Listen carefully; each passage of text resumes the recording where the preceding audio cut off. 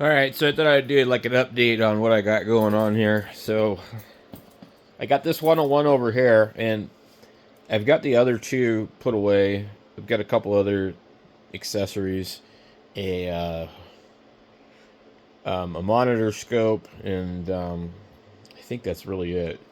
But what I need to do with these is I need to just restore just this one completely, like go through it and get it working as good as possible. The other two work perfectly fine. This one has a couple of issues. It's missing the crystals for a 10-meter band. No great surprise right there.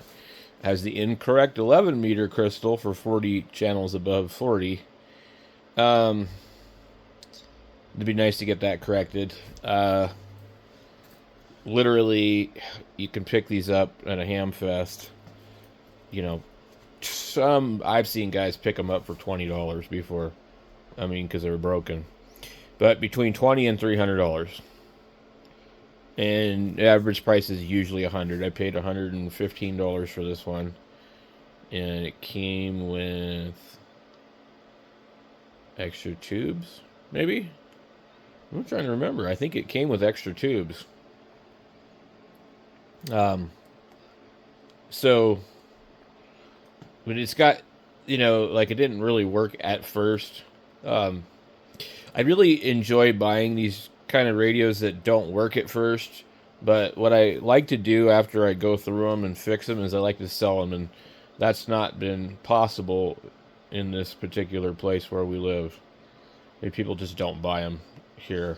I'm, you know, surrounded by retired rich people, I guess. And not so much anymore, but the demographics here is like either people that are ham operators here just buy brand new stuff, so basically, you're an hour and a half away from Phoenix where I'm at, so like basically nobody wants them here. So anyway, I need to do that. I think I have this thing working okay. The print bed's destroyed. Let's see if I can, so the bottom frame underneath this is bent, obviously, and it was bent bad enough to where you couldn't print outside this little square area here. And then if you adjusted the Z-axis, once the bed started getting dirty, to work good in the center, it was going to gouge somewhere else. The reason that there's marks here, and here, and here, is because these were like high spots right here too when I was printing the squares, and because the printer isn't using the mesh to determine where to be, if you adjust the Z offset too much, you will dig into the bed. So it's not adjustable without putting shims underneath it. And you can see the blue shims that I printed. None there. Quite a few here. Okay, so anyway, until you do that, you don't really have a flat print bed, so you're, at a disadvantage there. You're relying on the software to correctly, determine what needs to be done. So that was a certain pain in the butt for sure. Like, I think I had 2 or 3 days into this of, like working on it to get it to where it would print again. So it does seem to print pretty good. I've printed the pie cases, and I need to look for another pie. I just noticed something. This is like the first one I've ever messed with. Coastin loaned me this one, and these are the only ones to have a full-size HDMI anymore. That's ridiculous. So, if I was going to do a ham clock, I would get one of these 3B pluses or whatever this one is. This is a, turn the flash off. You can actually maybe read it. It's just a B. So, it's a 3 Model B version 1.2. There's another one called a B+. But this is perfectly fine for doing a lot of different stuff. So let me go ahead and let me see if this TV remote works. Okay, so the TV's on. Okay, I'm going to power this up. We are at the 33-second mark, and within a quick second something shows up. So 43 seconds. Let me turn that off. Okay, so we're still not at 1 minute. Okay, we've still got about 30 seconds.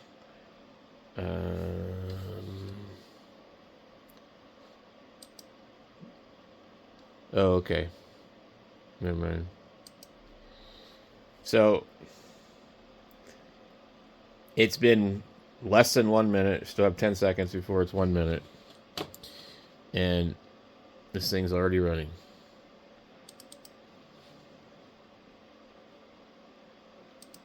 Okay, so 1 minute.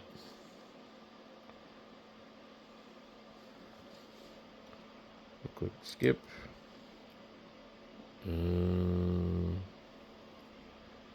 Maybe I needed to do something there. Boy, oh boy.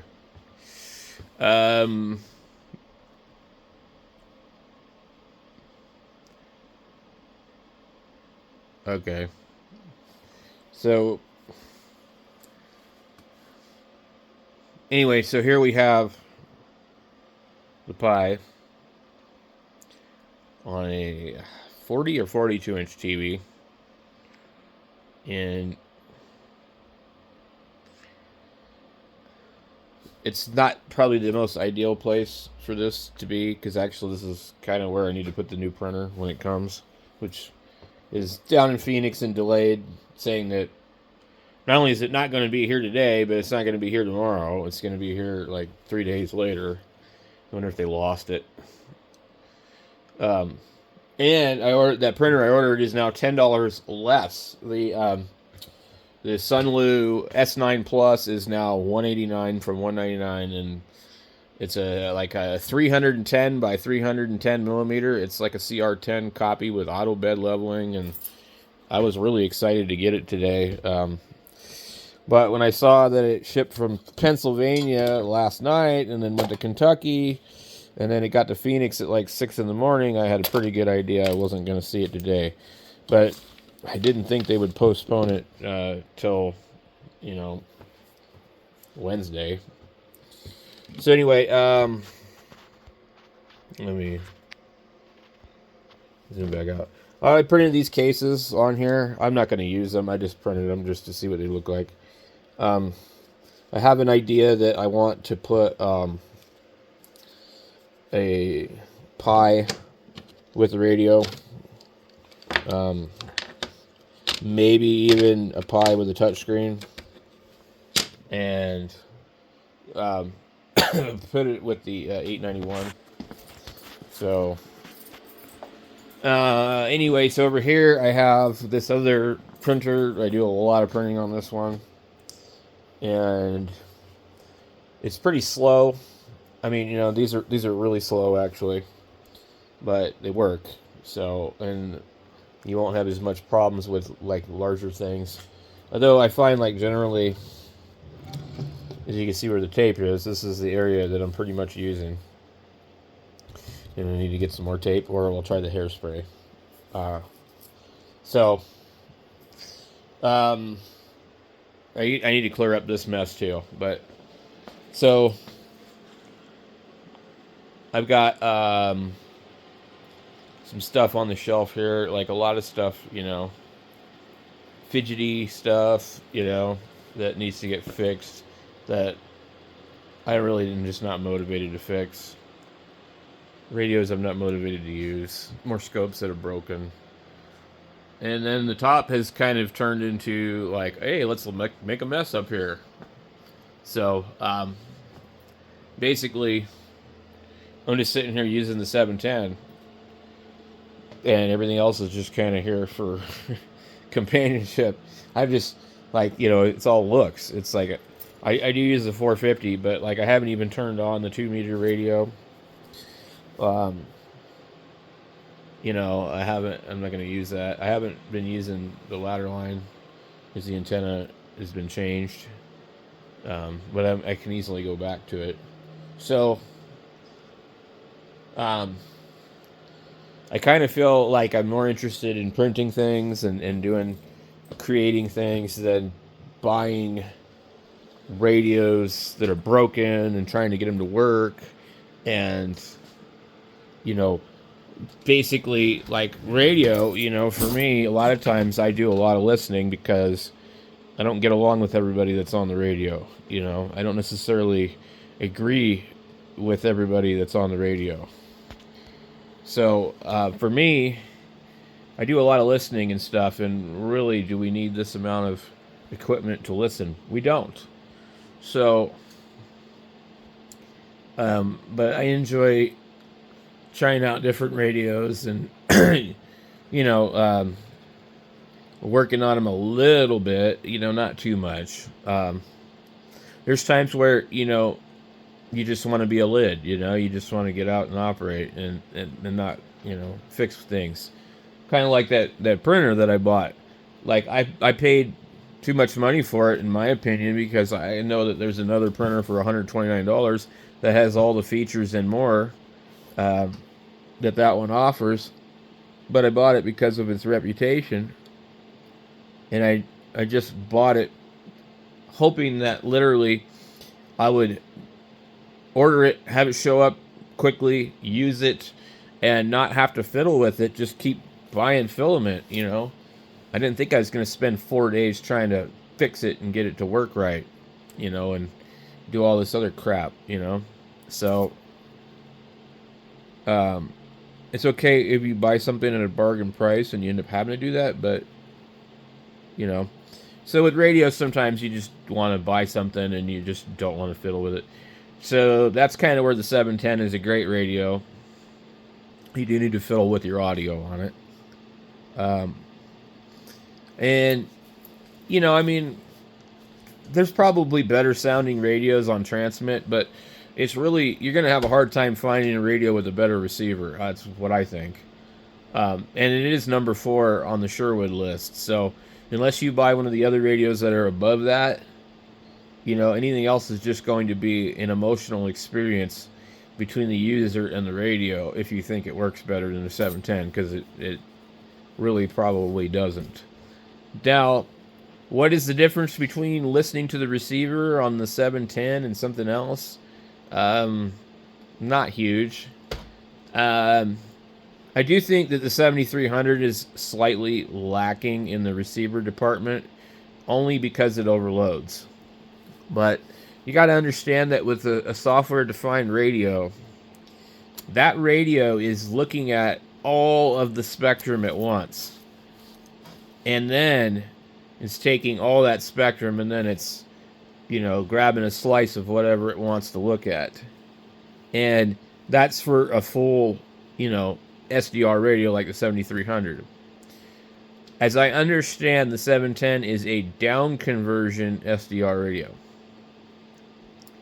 So it gives it a little more selectivity. So the 7300, it has some problems maybe on 10 meters in the higher bands with overloading. And I've personally seen it on the one that I had, both of them. And I didn't visually, I didn't see anything other than the light come on. I didn't hear anything that indicated it was overloading. It wasn't like intermodulation overload on a Bofang. It was, it wasn't noticeable, but it was warning me that it was. And so it could be the presence of a nearby broadcast station too. And so what I found with 10 meters as well, to get the light to come off, you needed to maybe you know, definitely don't have the preamp on. Maybe turn on the attenuator. So, you know, there's some things like that. But anyway, for me, I'm trying to kind of clean things up here. I want to stay busy. I don't like, you know, resting on my laurels.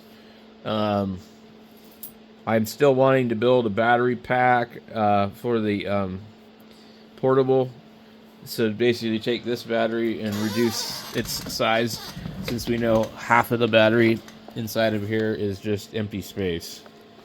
And I'm not at the point where I can 3D print anything.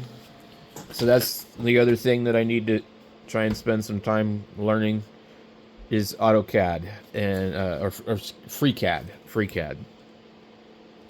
Now, there's lots of really cool videos on how to learn FreeCAD. The problem is they're old, and FreeCAD recently came out with a new version, just not long ago, probably. So this version here of FreeCAD that I have doesn't have all the same buttons and menus as previous versions, and it's not particularly intuitive. So we got 21.2, and most of the ones on there are for 0.20 something. We'll go in here and we'll look up FreeCAD stuff. Okay, so we get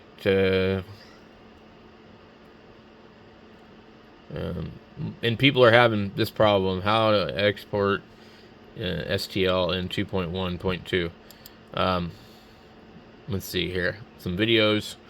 Most of them are going to be for 20 point something. So, boy, this thing is freaking slow. In fact, this laptop is slower than the Raspberry Pi. So, come on. Jesus. Okay. Skip. In this video, I will tell you about a few things that make beginners give up on learning FreeCAD. FreeCAD is a... Okay, so, yeah, FreeCAD 2.0 for beginners. Most of them that I have pulled up were for that. So basically, I'm almost tempted to go and downgrade my version of FreeCAD and download the old version of it, not the newest version of it, and then you know, go from there, because I can't get proper help on this one because nobody's really made the videos for it yet. So there's just lots of issues with it, like there's no make solid thing in a lot of these mesh. Yeah, the mesh menu. What is things dragging? So things are different, and all I want to be able to do is, for now, is take other people's files and manipulate and change them. There's a couple of things that I wanted to reprint, and that, you know, I saw where they made mistakes for what I wanted. So anyway, that's a whole nother thing. That's one thing that I need to work on. So, but ham radio wise, yeah, I've just been using the 710, and the 3000 is just kind of propping it up. Don't get me wrong, 3000 is a good radio, and so is the 1200. But I just don't find the need to use it because I want the scope. So, you know, and the scope on the 3000 is terrible. So it's very, very primitive.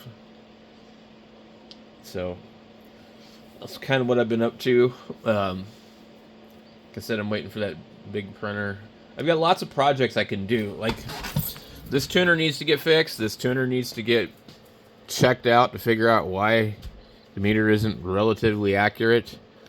I also need to have kind of a test area where I can have some stuff.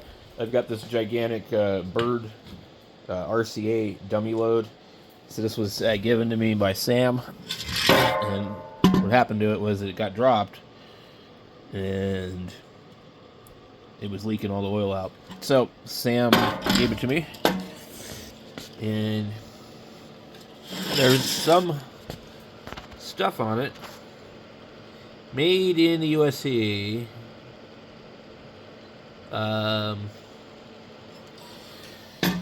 It has a weird connector, so there's lots of different things. But it's a terminating resistor.